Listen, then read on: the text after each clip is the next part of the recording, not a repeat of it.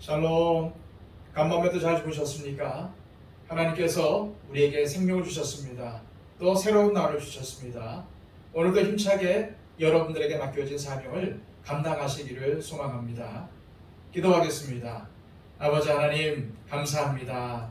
우리에게 새 날을 주시고 새로운 기회를 주심을 감사드립니다. 특별히 우리에게 주신 이 하루를 감사하며 살기를 원합니다. 우리에게 구원을 주시고 우리에게 소망을 주신 하나님을 찬양하며 살기를 원합니다. 오늘도 우리의 말과 행동에 감사와 찬양이 넘치게 하여 주시고 많은 사람들을 만날 때마다 예수 그리스도를 전하는 우리의 삶을 통해서 예수 그리스도의 사랑을 소개하는 우리의 삶이 되게 하여 주시옵소서. 하나님, 오늘도 내가 하나님의 도구로 쓰임받기를 원합니다. 아버지 하나님의 영광을 드러내기를 원합니다. 오늘도 진실되게 하여 주시고 오늘도 신실하게 하여 주시고 오늘도 성실하게 하여 주시고 오늘도 예수 그리스도의 귀한 소금과 빛의 사명을 감당하며 살게 하여 주시옵소서. 아버지 하나님, 우리에게 필요한 지혜와 능력을 허락하여 주시고 오늘도 사탄의 시험을 이겨내며 끝까지 믿음을 지킬 수 있도록 인도하여 주시며 선택의 기로에 설 때마다 오늘도 하나님께서 좋아하시는 방향으로 오늘도 하나님의 뜻을 생각하며 주님이 원하시는 뜻대로 살아갈 수 있도록 우리의 삶을 지도하여 주시옵소서. 예수 그리스도의 이름으로 기도하옵나이다.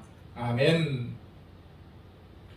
다 함께 찬송가 384장 찬양 드리겠습니다.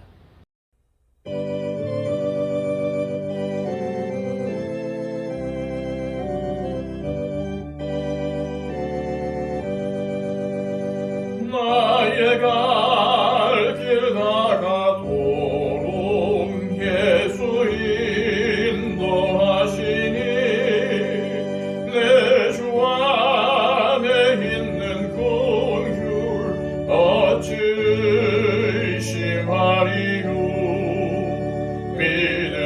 믿음으로 사는 자는 하늘 위로 받겠네.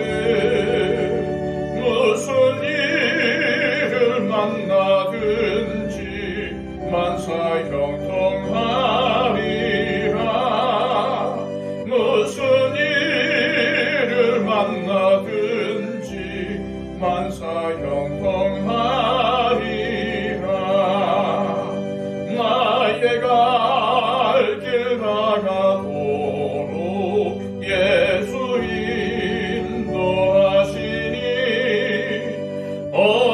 어려운 일 당한 때도 족하는 해주시네.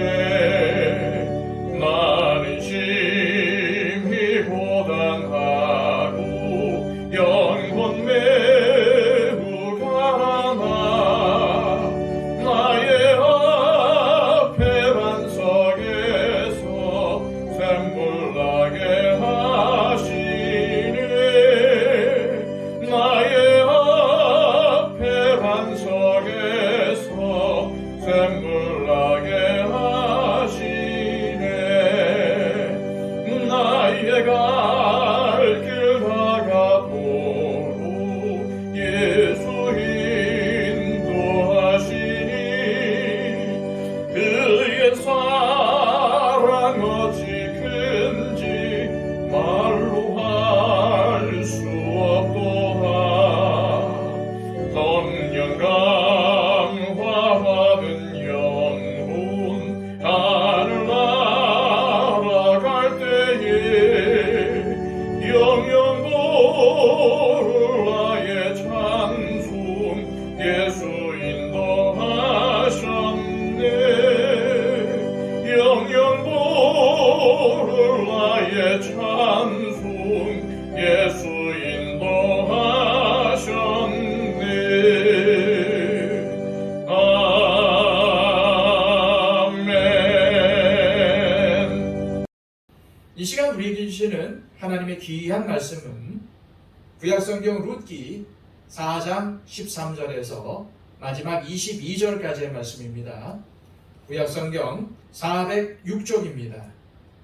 이에 보아스가 룻을 맞이하여 아내로 삼고 그에게 들어갔더니 여호와께서 그에게 임신하게 하심으로 그가 아들을 낳은지라. 여인들이 나오미에게 이르되 찬송할지로다. 여호와께서 오늘 네게 기업 물을 자가 없게 하지 아니하셨도다. 이 아이의 이름이 이스라엘 중에서 유명하게 되기를 원하노라. 이는 내 생명의 회복자이며 네 노년의 봉양자라. 곧 너를 사랑하며 7 아들보다 귀한 네 며느리가 나온 자로다 하니라. 나오미가 아기를 받아 품에 품고 그의 양육자가 되니 그의 이웃 여인들이 그에게 이름을 지어주되 나오미에게 아들이 태어났다 하여 그의 이름을 오벳이라 하였는데 그는 다윗의 아버지인 이새의 아버지였더라. 베레스의 계보는 이러하니라.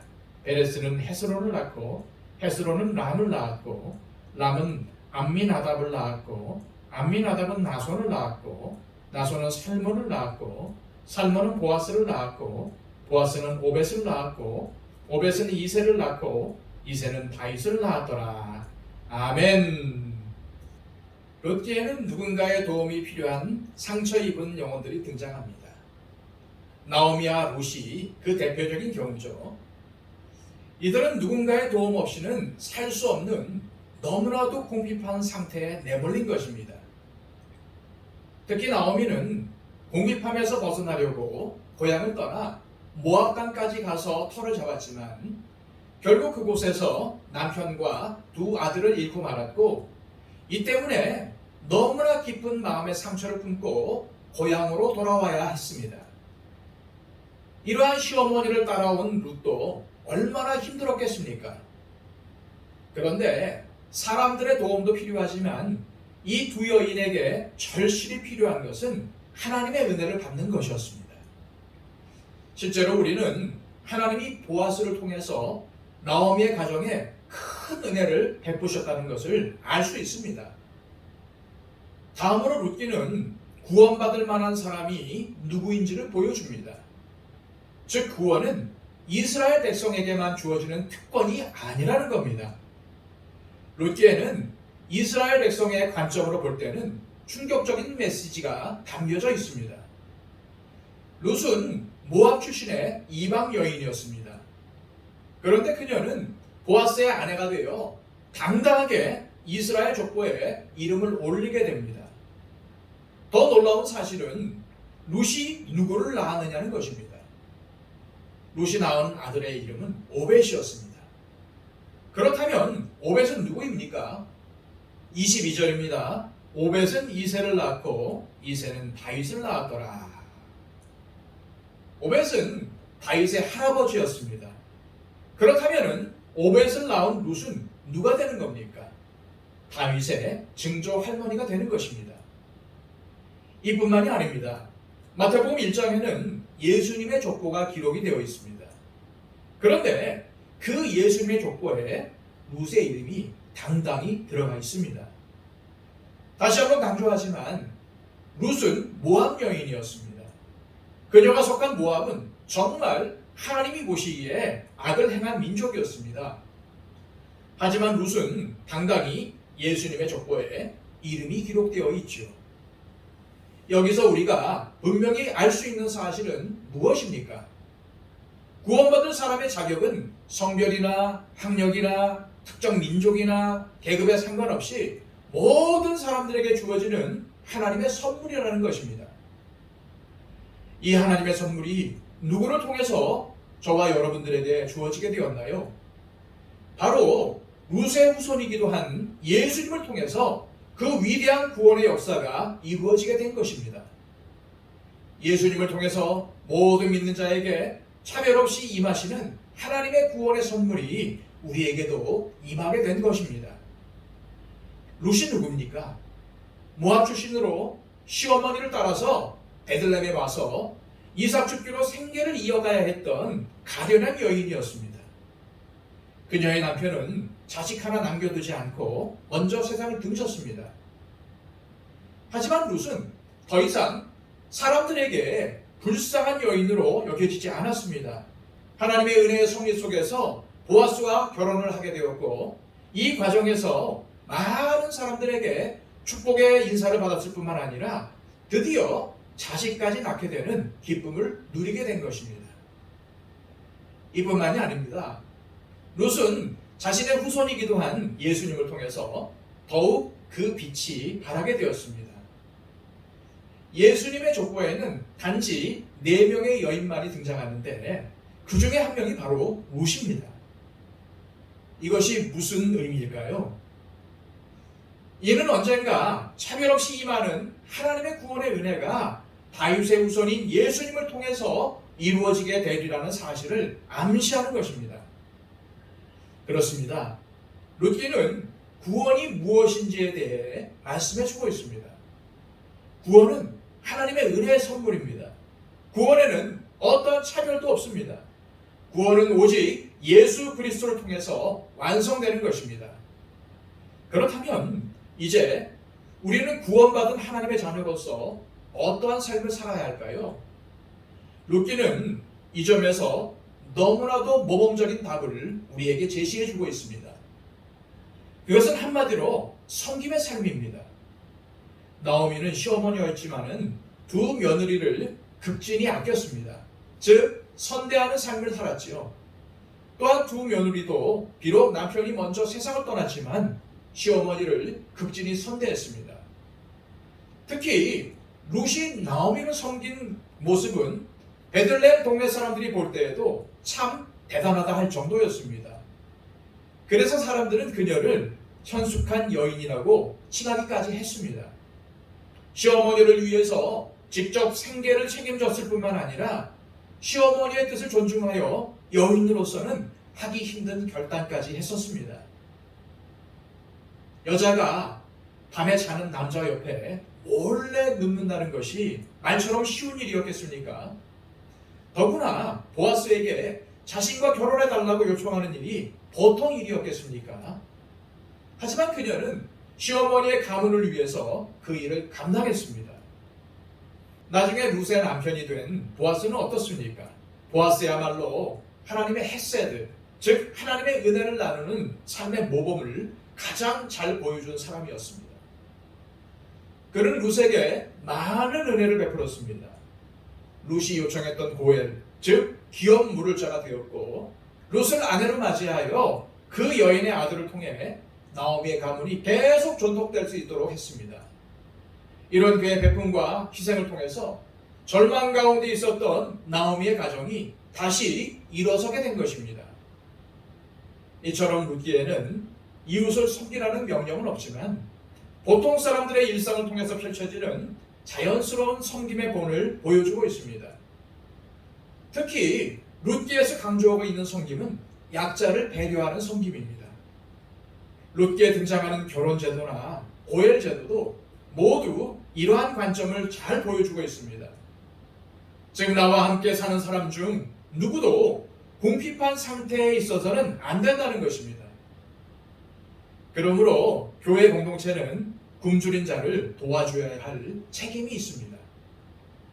또한 외로움과 절망 가운데 있는 사람들도 돌아보아야 합니다.